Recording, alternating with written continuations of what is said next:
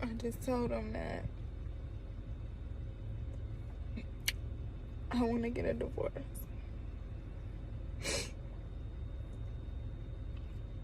And I know this was the best decision. It's first Thanksgiving, being separated, coming up on mediation in a couple of weeks. So my ex texted me. First of all, I don't want this. I don't want to be divorced. I want to stay married.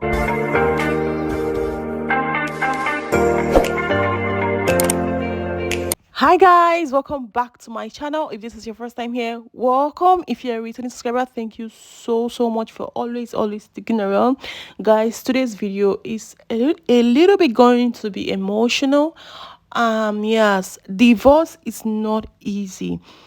Getting a divorce is not easy. Just imagine you being with your partner for a very long time and you never had it in mind that one day you guys are going to be going in separate ways. Like it's so devastating. So this lady, she she posted a video talking about her regrets, what she regrets about getting divorced. Like today makes it a year ago when she asked her ex-husband she wanted a divorce. Yeah, 1 year divorced. Her regrets, she was literally crying. There's a lot more to these stories. Yeah, she's a traditional wife. So yeah, guys, let's just watch this video. At least maybe we can learn or pick one or two things from there, just lessons. Yeah, lessons to be learned, guys. Please, this video is strictly for educational purposes. Please don't go search out for them, don't leave on hate comment. So let's hear from the lady and the men. Just let's hear from both parties. Let's hear from them. Let's at least they have one or two, like things to talk about, their divorce, their reasons as well, what really happened. Yeah, let's hear from her first before we go to the ex-husband. Okay. I just told him that I want to get a divorce.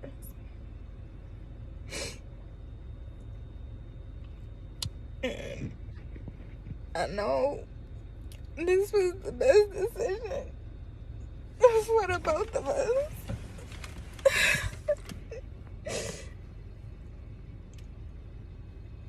And I know, like, right now, but this is gonna be like the best decision for the both of us, and we're gonna be so much happier because we're gonna find the person who was meant to be. And I'm not hurt, and I'm more so sad about how my kids gonna handle it. Because I know they love their dad. I have faith that it's gonna work out, and everybody, including my kids, are gonna be so happy. And whoever decides they want to spend the rest of their life with me and treat me with respect and loyalty,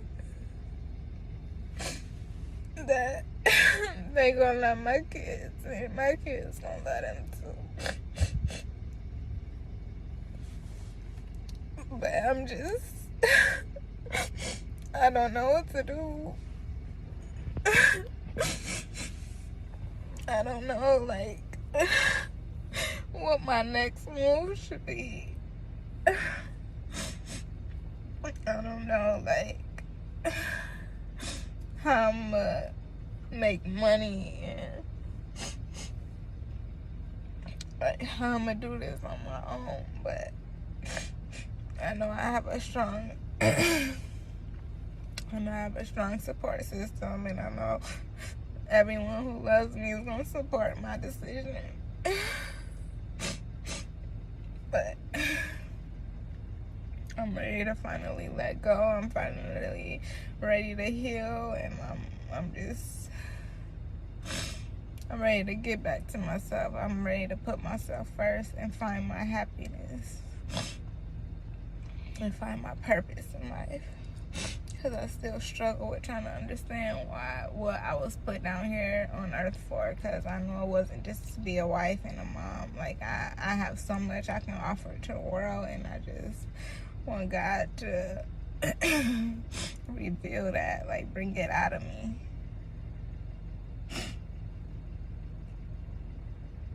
I want to help the world. I want to help people. Help people that's in the same situation as me. I want to help people who are less fortunate than me. I just want to be a better person. And in this process, I want God to work on me and build me to be the best wife I can be for my next husband, because I know I'm gonna be someone else's wife. And I know I'm gonna have more children. And I know I'm gonna be so much happier a year from today. I just want to thank God for finally giving me the strength to walk away. Like, it's been so long. I've been thinking about this decision for so long, and it's long overdue. Like, he was giving me sign after sign after sign, telling me like this is not gonna work, and I just wanted to do it my own way. I wasn't listening. I wasn't being obedient. I knew in my heart, in my mind, in my soul that we were done. It was over. I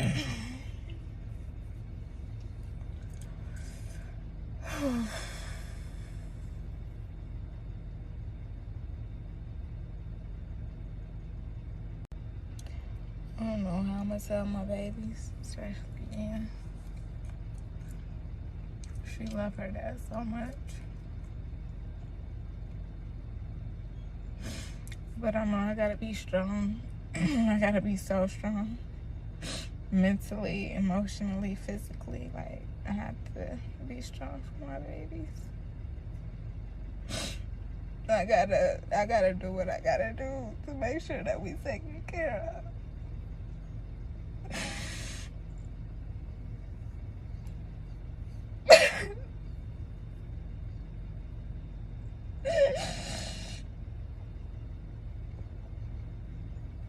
I know it's gonna be a very emotional weekend for me.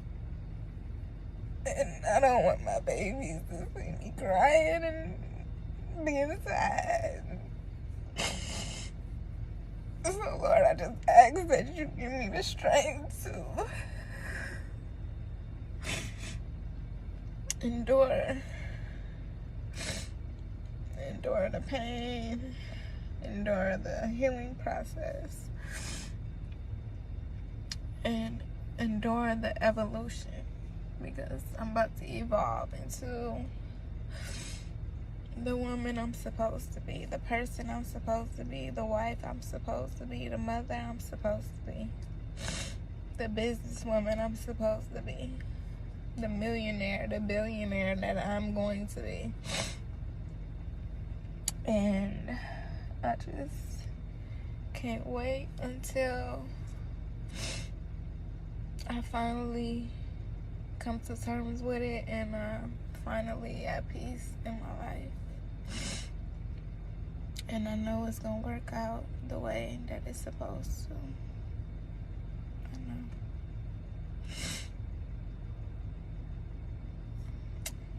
And that's it.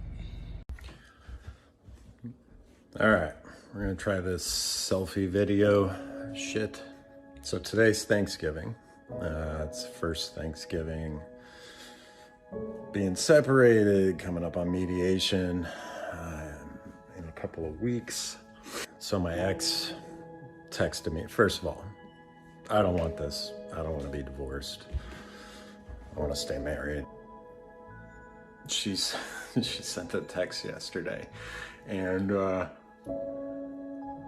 was like, I'm grateful for you, and I want to acknowledge like the things, that you are in my life, or just like expressing gratitude, right? It kind of made me feel special until I found out that, well, she sent kind of that to everybody. And then I felt diminished and minimized and, all that.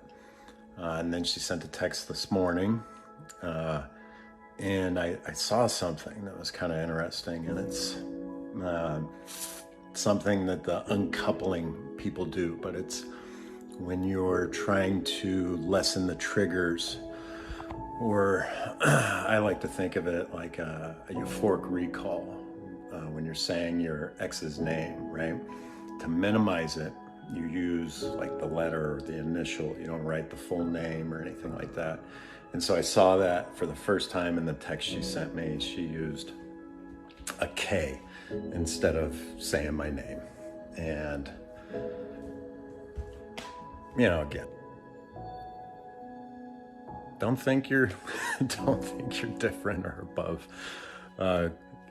your wife saying, hey, I want a divorce. I'm not happy. I don't know who the fuck I am. And I need something different. Midlife crises are real. The grass is greener is a huge pull on people. So yeah. I have one piece of advice, because I do support women's right to choose their own lifestyle, and I'm happy for you if you choose that lifestyle. I'm trying really hard to support that. But I have one piece of advice, okay? So you don't end up like my clients. If you ask women from that generation, the traditional wife generation, the 50s, 60s, etc., they were not financially incompetent. A lot of them were responsible for paying the household bills. You know why? Because having to pay household bills is a huge pain. Balancing a checkbook is a huge pain. But when I asked my grandmother, those were all things that she did. So this is my one piece of advice. If you're going to choose that for yourself, if you're going to choose to be a traditional wife and be a homemaker, I support that choice. Manage the finances. Manage the finances as part of your role. That way you'll always know what's in the bank account. There should be a joint bank account. His paycheck should be deposited into the joint bank account, and you should be entitled to copies of his paychecks so that you can see that all of his paycheck is going into that joint account and not just a portion of it. And you guys should decide together what you're going to do with that money.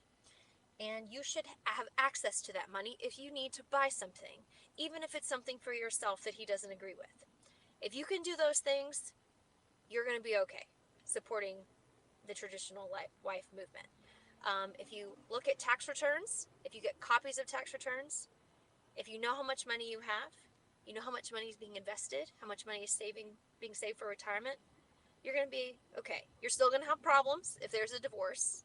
We can talk about those another time. But my one piece of advice for the women that want to do traditional wife lifestyle, operate the checking account. Okay? Hope that. We're talking about trad wives again today, and oh my God, do I have a story for you.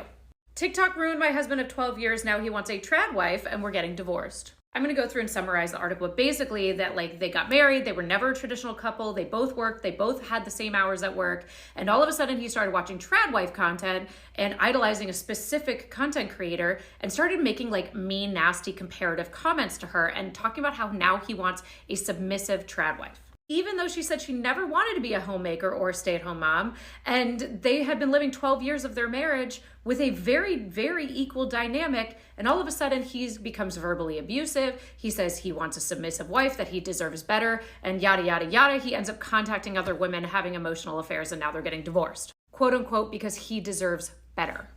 Now, as someone who does have like a semi-50s aesthetic and is a stay-at-home mom, I often get lumped into this idea of being a trad wife. But I want to start off by saying there's nothing wrong with having traditional gender roles as long as that's something as the woman you want to participate in and you feel safe and supported in doing so. Same thing with dressing modestly. I don't think there's a problem with a woman choosing to dress modestly or a woman choosing to stay home with her children because that's how she feels the most fulfilled. I think the problem comes in when that's the type of woman a man is searching for, because usually they're doing that to search for somebody who they can be dominant over. And trad wife content can kind of lean into the fantasies of men like this, these men who are wishing to have this submissive, dominant role within their marriages. And what you see online absolutely has an element of fantasy and cosplay that gets lost in the social media literacy of some of these viewers. That is one of the reasons I take a lot of issue with trad wife creators on TikTok who talk about this being the idealized and natural role of a woman.